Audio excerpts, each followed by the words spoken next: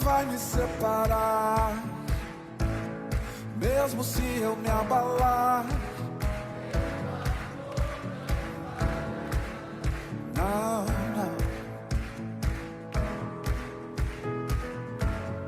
Mesmo sem merecer, tua graça se derrama sobre mim, pois teu amor não falha. Não, não, não, não. Tu és o mesmo pra sempre. Teu amor não muda. Se o choro dura uma noite, a alegria vem pela manhã. Se o mar se enfurecer, eu não tenho que temer, porque eu sei que me amas e o teu amor não. Lá, lá, lá, lá. Oh, oh, oh. Lá, lá, lá, lá, lá. Oh, se o vento é forte e profundo o mar, tua presença vem me amparar, pois teu amor não falha. Não, não, não, não.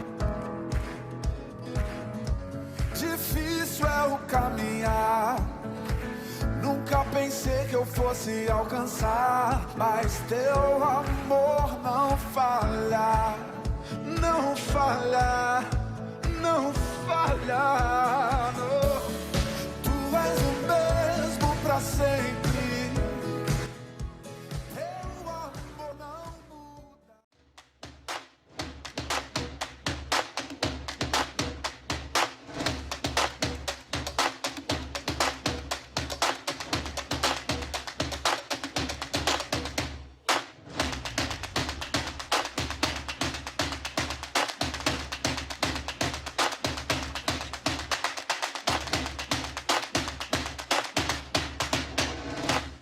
Eu queria nessa noite compartilhar com você uma palavra do Senhor.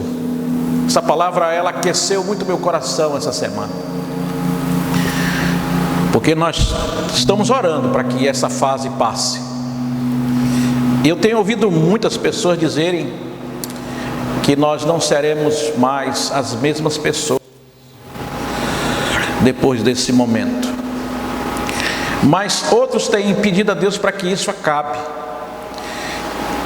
e que tudo volte ao normal. Mas nós temos aí uma pergunta: o que seria normal?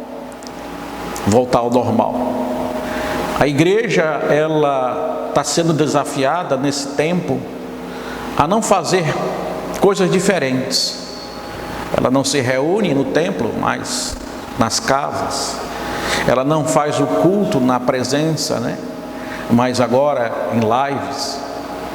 Mas a igreja é o corpo vivo de Cristo. É o corpo de Cristo que se move, que ora, que impõe as mãos, que prega a palavra, que fala que Cristo liberta, que Cristo salva e que Cristo transforma o pecador e dar a ele uma oportunidade de ser chamado filho de Deus.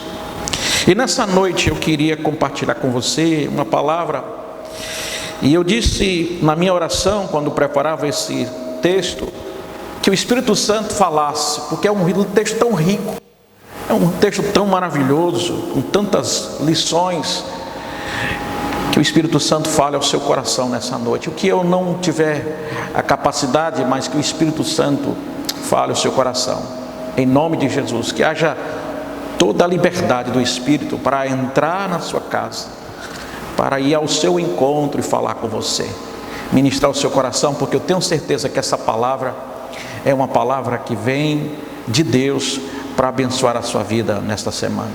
Amém? Abra sua Bíblia, por gentileza, em Mateus, ou acesse em Mateus no capítulo 14. Nós vamos ler do versículo 22 ao 36. É um texto bem conhecido nosso. Mas eu creio que Deus tem sempre algo novo, porque às vezes não é o que nós dizemos, mas as circunstâncias que nós estamos passando, a palavra ela toma uma outra dimensão na nossa vida. E eu creio que nesta noite não vai ser diferente. Você vai ser surpreendido pelo que Deus vai falar, pelo que Deus vai dizer a você e pelo impacto que isso pode trazer para a sua vida a partir de hoje, te transformando para a glória de Deus. Amém? Então, Mateus capítulo 14, versículo 22 ao 36, que diz assim: E logo ordenou Jesus que os discípulos entrassem no barco e fossem adiante para o outro lado, enquanto despedia a multidão. E despedida a multidão, subiu ao monte para orar à parte. E chegada já a tarde, estava ele ali só. E o barco estava já no meio do mar, açoitado pelas ondas, porque o vento era contrário. E esse é o tema dessa mensagem nessa noite, porque o vento era contrário. Versículo 26, 25 diz: Mas à quarta vigília da noite, dirigiu-se Jesus para eles, andando por cima do mar. E os discípulos, vendo andando sobre o mar, assustaram-se, dizendo: É um fantasma! E gritaram com medo. Jesus, porém, lhe falou algo, dizendo: Tende bom ânimo, sou eu, não temas. E respondeu-lhe Pedro e disse: Senhor, se és tu, manda-me ir ter contigo por cima das águas. E ele disse: Vem. O vento forte, e ele teve medo. E começando a ir para o fundo, clamou dizendo: Senhor, salva-me. E logo Jesus, estendendo a mão, o segurou e disse-lhe: Homem de pouca fé, por que duvidastes? E quando subiram para o barco, acalmou o vento. Então aproximaram-se os que estavam no barco, e o texto diz que o adoraram, dizendo: És verdadeiramente o Filho de Deus. E tendo passado para o outro lado, chegaram à terra de Genezaré. E quando os homens daquele lugar conheceram e mandaram por toda aquela terra, e em redor lhe trouxeram todos os que estavam enfermos, e rogavam-lhe que ao menos eles lhe pusessem tocar a orla da sua roupa, e todos os que tocavam ficaram sãos. Amém? Pai, que a tua palavra seja para nós instrumento de graça, de vida e de transformação, porque ela é poderosa em Deus para nos transformar. É o que nós te pedimos em nome de Jesus. Amém? Louvado seja Deus. Meu irmão, minha irmã, nós precisamos nos situar no contexto dessa palavra. Essa palavra do versículo 14, elas nos apresentam um quadro muito interessante, porque os irmãos e as irmãs lembram que o versículo 13, ela fala do solo. Quando Jesus comparava as pessoas, os corações das pessoas que recebem a palavra de Deus como um solo. E é muito interessante porque esse texto, ele precisa ser colocado dentro desse contexto. Jesus estava diante dos seus discípulos, levando-os a um processo de conhecimento. Eles estavam crescendo no conhecimento de Deus. E aqui nós podemos entender que esse contexto em que Jesus está com os seus discípulos na Galileia, havia por parte dos discípulos uma euforia. Eles estavam encantados com o que eles estavam vendo, curas, milagres, multiplicação, era algo sobrenatural que eles nunca tinham visto. Mas também existia por parte dos seus discípulos uma questão que era natural do ser humano. Eles estavam cansados. As multidões não deixavam, diz o texto, que era uma multidão, uma atrás da outra, as pessoas, quase que não havia nem tempo para que eles pudessem se alimentar. E a única forma que Jesus tinha agora de trazer um descanso, de estar mais próximo dos seus discípulos, de passar ensinamento para os seus discípulos, era ele indo orar para reabastecer, para falar com o Pai, para ter aquela sintonia, aquela relação que ele tinha, para descansar com Deus, com seu Pai, e os discípulos irem para o outro lado. E aqui os discípulos ficam na expectativa, porque vendo tudo isso acontecer, eles tinham aquela expectativa de que haveria algo sobrenatural acontecendo. E também tinha um fato muito interessante, e que o coração deles também estava pesado, porque João Batista tinha sido decapitado. João Batista estava morto. E esse quadro relata o fato desse momento em que Jesus se manifesta no capítulo 14. Quando nós lemos esse texto, irmãos, nós podemos ter a clareza que Jesus falava desse 4 tipos de solo que representa o coração das pessoas em acolher o Evangelho. Você lembra, não é? Terreno duro, à beira da estrada, aquele outro terreno que era entre as pedras, o outro que era entre os espinhos, e aquele que acolheu a palavra de Deus. Desses 4 terrenos, 75% rejeita e 25% acolhe. E aqui nós vamos vendo isso. Jesus fala para os seus discípulos, ele quer trazer aos seus discípulos um entendimento maior. Quando ele fala do terreno duro, o ministério de Jesus em Nazaré, a incredulidade. Jesus não pôde fazer muitos milagres porque a incredulidade era grande. Ele não tinha honra na sua casa. Herodes, com certeza também, coração endurecido, havia matado João Batista e faria o mesmo com Cristo se ele pudesse. Nós encontramos também aquela multidão, a multidão que tinha sido alimentada e tinha percebido que Jesus era uma excelente pessoa para acompanhar, porque eles queriam realmente aquilo que Jesus podia dar. Eles queriam comida, eles queriam cura de enfermidades. Olha, e Jesus era uma pessoa formidável nessa perspectiva. É aquele coração que está desejoso, mas ele está vinculado a interesse. Ele não quer o Evangelho porque o Evangelho é a sua salvação, mas sim porque pode trazer algum benefício imediato. São corações rasos, solo raso, interesse, nunca produz frutos, raízes que não são profundas. Tem ervas daninhas, espinhos, que buscam emoção, que buscavam a política, a economia, que buscavam a solução da social, buscavam uma solução de problemas, e eles queriam também um líder que estivesse disposto a se levantar numa revolta contra Roma. Mas o Senhor também nos dá a passagem, uma ilustração do bom solo. Veja no versículo 33 que diz: os que estavam no barco vieram e o adoraram.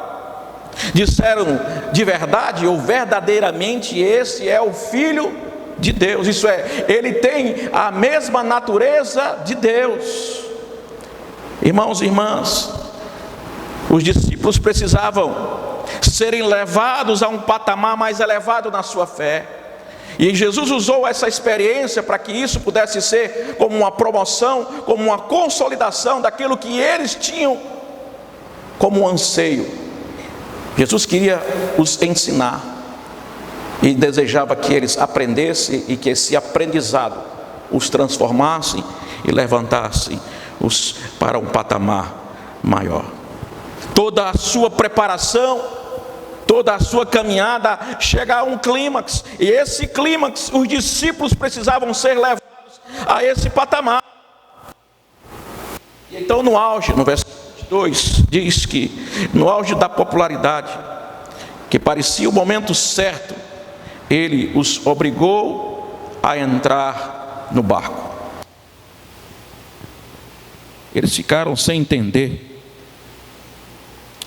Veja bem, o reino de Deus nunca foi um reino político, nunca foi um reino econômico, nunca foi um reino de bem-estar, nunca lidou com revoluções físicas.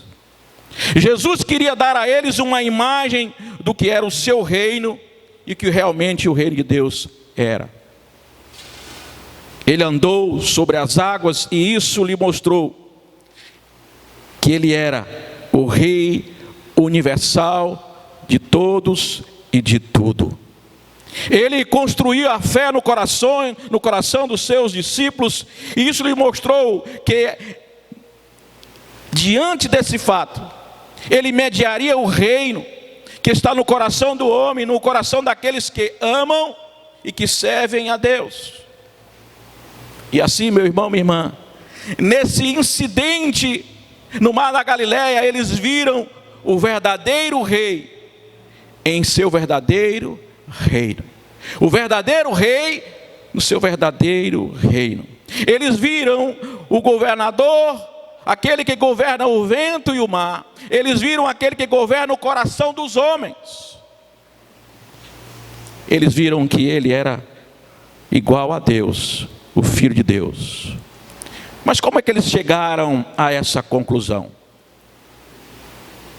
Esse incidente lhe deu lições que são muito importantes. E aqui eu queria compartilhar com vocês. Veja bem. Ele deu prova da sua autoridade divina. Diante dessa situação, Deus dá prova da sua autoridade divina. Ele controlava não apenas ele, mas a multidão. Ele demonstrou o seu conhecimento divino. Quando ele estava orando, e ele não estava com os seus discípulos, embora ele estivesse separado, mas ele sabia exatamente aonde eles estavam. Ele sabia exatamente qual era o dilema que eles estavam passando. Ele sabia o rumo, o caminho, a direção aonde encontrá-los. E ele sabia como poderia ajudar. Com isso, Deus demonstra conhecimento infinito para ser reconhecido como um verdadeiro Deus. E é interessante, irmãos, que esse texto nos mostra que eles perceberam que Jesus era Deus na sua soberania, na sua autoridade, no seu conhecimento e na sua onisciência. Preste atenção. Aquilo que eles tinham como entendimento, quando eles ouviram desde criança, eles ouviram quando era criança os salmos. Agora eles viram esse salmo se transformar em verdade, conforme o Salmo 5:11 diz: mas todo aquele que depositar a sua confiança em ti se alegrarão. Eles gritem de alegria, porque tu os redime. O Salmo 9:9 diz: o Senhor também será um refúgio para os oprimidos, um refrigério em tempos de angústia. O Salmo 18:2 diz: o Senhor é a minha rocha e a minha fortaleza e o meu libertador, o meu Deus, o meu rochedo em quem eu me refugio, o meu escudo, a força da minha salvação, o meu alto refúgio. Eles entenderam o que era o Salmo 23:4, quando diz: ainda que eu ande no vale da sombra da morte, não temerei mal algum, porque tu estás comigo. Eles entenderam o que era o Salmo 89:1, quando diz: cantarei para sempre a tua misericórdia, ó Senhor meu, os meus lábios proclamarão toda a geração a tua fidelidade. Que maravilha, irmãos, reconhecer a palavra encarnando-se na sua realidade.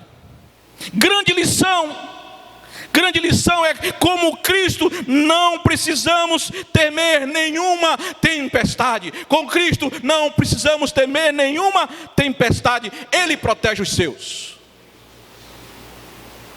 Ele protege os seus. Deixe-me dar mais um passo. O texto diz que no versículo 22, que logo ordenou Jesus. Jesus disse: vá para o outro lado. Não foi uma decisão dos discípulos, eles nem queriam. Mas Jesus disse: olha, sobe no barco e vai para o outro lado. Guarde essa palavra que eu estou te dizendo. Vá para o outro lado. Ordenou Jesus. Cafarnaum e Betsaida. Mas o texto diz que, diante desse caminho, apareceu um vento contrário. Eles obedeceram, subiram no barco e entraram ali no lago, e eles foram em direção ao que Jesus tinha mandado ir, mas o vento era contrário. O vento era contrário. E eu creio, irmãos e irmãs, que você concorda comigo no sentido de que eles eram pescadores experientes, eram pessoas que estavam acostumadas com o barco, com o vento. E simplesmente, se o vento estava contrário, o que é que um barco faz? O barco, ele vira para o lado do vento, ficar ao seu favor. Mas eles tinham uma determinação. Jesus havia dito que eles fossem. Jesus deu o mapa, Deus deu a direção. E aqui é interessante, irmãos, nós percebemos que eles continuaram a seguir na direção que o Senhor havia ordenado. Meu amado irmão, minha irmã, é assim que nós nos encontramos, no meio da tempestade, mas no meio da obediência. Os discípulos estavam em meio à tempestade, mas estavam em meio à obediência. E não tem lugar melhor para se estar quando nós estamos, mesmo que seja em tempestade, em obediência. A obediência faz todo efeito. Ele nos supre em momentos de vento contrário, meu amado, minha amada. Eu tenho certeza que o lugar de segurança e proteção para o crente é o lugar da obediência do Senhor. Você quer estar seguro, você quer ter toda a segurança diante dessa pandemia, diante desse quadro de adversidade, esteja em obediência a Deus. Eu ouvi esses dias alguém dizendo que em tempos de crise que as pessoas se revelam, e é verdade. É quando nós percebemos que quem tem coragem se estabelece, ele vai, ele não está preocupado. Aquele que está com medo, ele se recolhe. Aquele que é uma pessoa dadivosa, ela abre a mão, ela abençoa, ela tira de casa, ela dá para o outro. Aquele que é survina, que é miserável, que é muquirana, ele fica com medo, ele não dá, ele não contribui, ele não participa porque ele tem medo. É nesses tempos que nós nos revelamos. Meu amado irmão e minha irmã, não importa qual seja a tempestade, não importa qual seja a vicissitude, não importa qual seja a ansiedade do coração, se a direção estiver apontada para onde o Senhor disse, você vai estar seguro. Se você está na direção de Deus, na direção que Deus estabeleceu, você está seguro.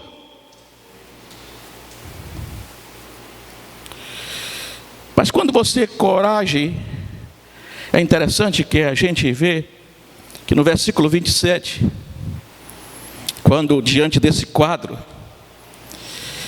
e eles estão apavorados, eles estão no barco e o vento é contrário, e aí Jesus diz, imediatamente Jesus diz, veja no versículo 27, Jesus porém lhes falou dizendo, olha que interessante aqui, irmãos e irmãs. A primeira coisa que nós entendemos aqui é que Jesus não vem acalmar a tempestade. A primeira palavra que Jesus se refere é ao homem. São os seus discípulos. Jesus não está preocupado com as circunstâncias, Ele está preocupado com a alma. A palavra é para a alma. A primeira palavra que Jesus não foi para a natureza, mas foi aos discípulos. Jesus compreendeu que o problema não era circunstancial, mas era existencial. Não eram os fatos, mas eram os sentimentos. Jesus afirma, e aqui eu quero dizer para você que Jesus está afirmando para mim e para você nessa noite: eu sou o antídoto da sua esperança. Eu sou o antídoto da sua esperança. Ele disse para os discípulos, e Ele diz para mim, Ele diz para você nessa noite: não temas, não tenha medo, sou eu. Se ninguém pode, eu posso. Sou eu que posso. Sou eu que posso suprir a sua necessidade e a necessidade que você tem de ter uma alma que está sadia, cuidada, uma alma cheia da presença de Deus. E o Senhor mostra isso. Aqui nós identificamos 4 demonstrações da divindade do seu amor. Deus derrama o seu amor. Em Mateus capítulo 14, versículo 28 diz: e Pedro respondeu-lhe: Senhor, se és, deixe-me ter contigo. Deixe-me ter contigo sobre as águas. E Jesus disse: venha, venha. A Bíblia diz em 1 João 4,8 que Deus é amor. E é interessante, irmãos, quando nós entendemos isso, porque o amor é um princípio. E o princípio do amor, esse amor é um princípio, e o amor é o princípio de atender às necessidades, levando as pessoas da fraqueza à sua força. Amar é isso, é conduzir com a pessoa da sua fraqueza à sua força. É de ensinar a caminhar, é de ensinar a falar, é de ensinar os princípios. E é isso que nós vemos aqui.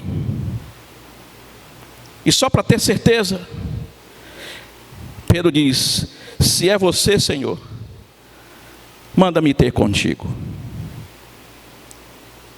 Pedro queria estar aonde Jesus estava. Eu via um texto sobre essa mensagem que ele dizia: saia da sua zona de conforto. Pedro saiu da sua zona de conforto. Eu já não concordo. Eu já acho que Pedro saiu da zona de desconforto e ele foi para a zona de conforto, porque só há conforto em Jesus de Nazaré. O texto diz que Pedro queria estar com Jesus e saiu do barco e ia ao seu encontro. E essa, irmãos e irmãs, é a mais significativa afirmação desse texto. A essência de toda essa palavra é exatamente isso. As pessoas, assim como Pedro, nós precisamos ir a Jesus. Eu e você, nós precisamos ir a Jesus. Que quando nós vamos a Jesus, nós encontramos a fonte de tudo aquilo que precisamos, que necessitamos, que para nós é suporte, que para nós é socorro, que para nós é vida e vida abundante. E é interessante que é para onde ele estava indo. Ele queria chegar a Jesus. Mas esse foi um teste muito difícil para ele. Foi um teste muito difícil, e eu vejo que Jesus diz assim: homem de pouca fé. Mas quando eu li esse texto, até anotei na minha Bíblia, eu digo: é melhor ter pouca fé do que fé nenhuma. E se você tem pouca fé, irmão, está no caminho certo. Deus vai acrescentar a sua fé. A fé de Pedro o tirou do barco, mas ele entrou em uma situação diferente de qualquer outra em toda a sua vida. Preste atenção nisso, por favor. Com certeza Pedro, como um pescador, ele já estivera no barco durante muitas tempestades, mas nunca fora do barco durante uma tempestade, pela primeira vez. Pela primeira vez, Pedro estava diante de uma tempestade fora do barco. E é exatamente isso, irmãos, que Deus está nos ajudando, que esta situação, que esse momento em que nós estamos passando, que o nosso país e que você está vivendo, é um tempo de adversidade, para que Deus possa nos ensinar nas tempestades que nós já passamos dentro de barco, mas essa talvez seja a primeira que nós vamos passar fora do barco, e nós vamos andar sobre ela. Somos chamados, nós somos chamados a aprender o que ainda não sabemos. E era exatamente isso que Jesus queria falar aos seus discípulos. Ele queria colocá-los numa escola em que a fé fosse fortalecida, chamá-los a aprender o que ainda não sabiam. O teste da sua fé está finalmente produzindo perfeição. O Senhor nos expande. E é interessante isso, que o Senhor, Ele vai até o limite da nossa fé. Deus vai, para nós podermos crescer e amadurecer no nosso relacionamento, Ele vai permitindo que nós venhamos até o limite da nossa fé. Quando nós chegamos no limite da nossa fé, assim como Pedro, nós começamos a afundar, mas Ele não nos deixa, e Ele pega-nos pela mão, e nós passamos a ter agora uma dimensão maior daquilo que antes nós tínhamos. É disso que se trata, irmão, irmã, a vida cristã. É aprender cada vez mais, confiar em Deus. Ele vem ao nosso socorro. Ele é o nosso socorro. E meu irmão, minha irmã, se seu barco estiver apontando para Cafarnaum, você estiver seguindo o curso da obediência, Ele chegará para resgatá-lo. Interessante que no capítulo 33, 14, versículo 33, diz o texto que eles o adoraram. Veja que eles sabiam que o poder da presença de Deus era algo tão poderoso. Eles conheciam o Salmo 62:11, que diz: Deus falou uma vez, duas vezes, ouvi isto, que o poder pertence a Deus. Eles agora poderiam caminhar na compreensão do Salmo 89:6. Quem é dentre estes no céu que pode ser comparado ao Senhor? Quem dentre os filhos dos poderosos pode ser comparado ao Senhor? Eles agora podiam compreender Jó 26:14. O trovão do seu poder, quem pode deter? E aqui, irmão, irmã, eu concluo, chamando a atenção para o chamado do apóstolo Paulo, quando ele nos diz em Filipenses, no capítulo 2, versículo 9: Deus também exaltou muito, e Ele deu a Ele um nome que está acima de todo nome, para que o nome de Jesus e todo joelho se dobre, no céu e na terra, e debaixo da terra, e toda língua confesse que Jesus Cristo é o Senhor, para a glória de Deus Pai. Meu irmão, minha irmã,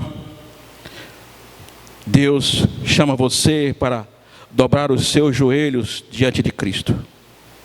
Assim como o Salmo 77:19 diz: o teu caminho está ao mar, e o teu caminho está às grandes águas, e os teus passos não são entendidos. Eles sabiam que estavam na presença daquele de quem o profeta Abacuque havia anunciado, conforme Abacuque 3,15 diz: andar-te pelo mar e pelo monte de grandes águas. Agora eles compreendiam o texto de Jó 9,8, que escreve: ele pisa nas ondas do mar. Meu irmão, minha irmã, que nessa noite Deus te chama para esse desafio. É tempo de nós aprendermos e ter ousadia de descer do barco e aprender com Ele algo novo, a depender dEle. Entenda isso. Permita que o Espírito Santo fale no seu coração. Clame por Ele. Reconheçam. Dobre os seus joelhos. Em vez de se angustiar, cante louvores. Em vez de se preocupar, leia salmos. Confie. Confie. Porque assim como Pedro, Deus está nos chamando a vivermos a experiência de sairmos do barco para aprendermos a confiar, vivendo em meio a ventos contrários, não mais dentro do barco, mas agora fora dele, porque o Senhor vem ao seu encontro. Jesus nos chama: venha, eis que estou convosco. Eu sou o teu Deus, eu sou aquele que te guarda. Que nessa noite o Espírito Santo de Deus possa falar ao teu coração. Aquieta a tua alma. Confia no Senhor. Confia no Senhor de todo o teu coração. E nós vamos ouvir agora um cântico que traz ao nosso coração essa verdade, que talvez você esteja pedindo para que as coisas mudem. Mas na verdade, meu irmão, nós podemos ser mudados diante das coisas. Nós podemos ser mudados diante das circunstâncias. Amém? Para que a nossa fé cresça cada vez mais para a honra e glória do nosso Senhor. Que Deus te abençoe rica e poderosamente. Medita nessa letra, medita nesta música, porque certamente ela vai falar ao teu coração. Que Deus te abençoe em nome de Jesus. Mais perto quero estar, meu Deus, de ti,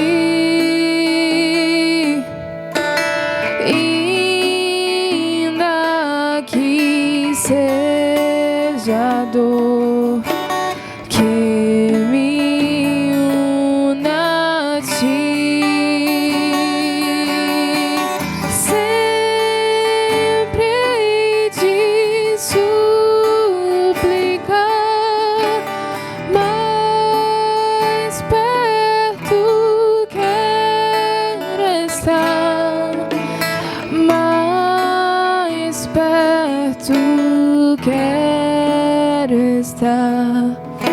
Meu Deus, de ti.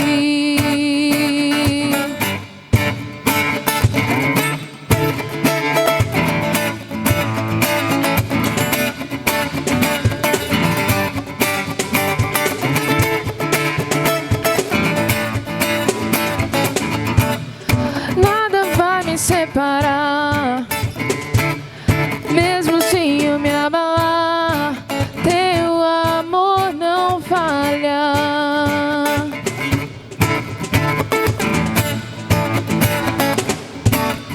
Mesmo sem merecer, tua graça se derrama sobre mim. Teu amor não falha.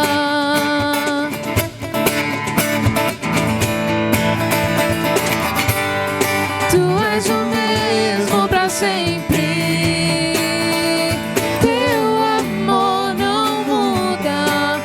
Choro dura a noite, a alegria vem pela manhã. Se o mar se enfurecer, eu não tenho que temer, porque eu sei que me amas. Teu amor não falha.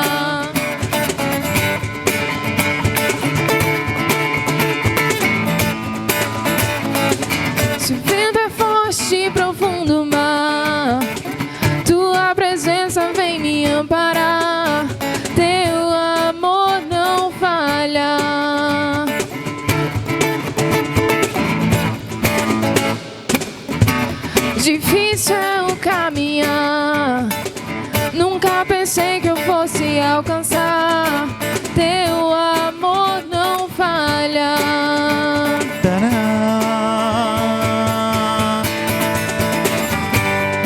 Tu és o mesmo pra sempre.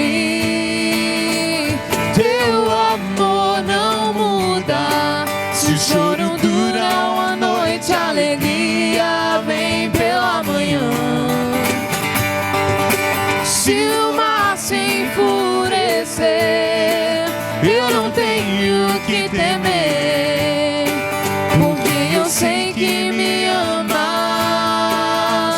Teu amor não falha.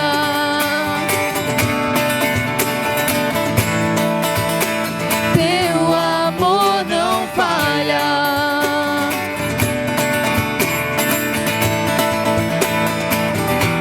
Tu fazes que tudo coopere para o meu bem.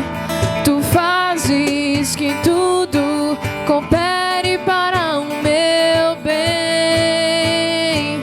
Tu fazes que tudo coopere para o meu bem.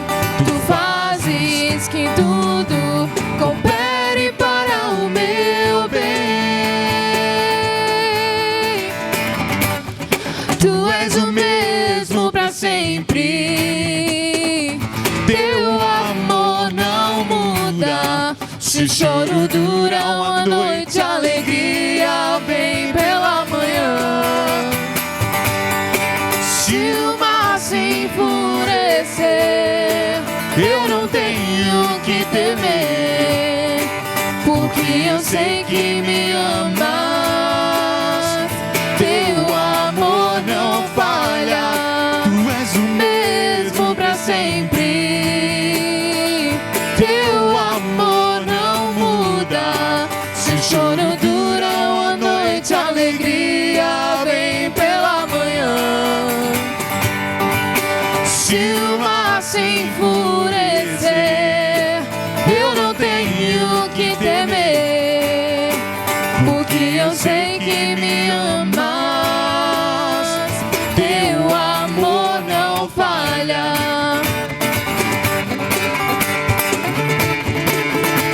Teu amor não falha.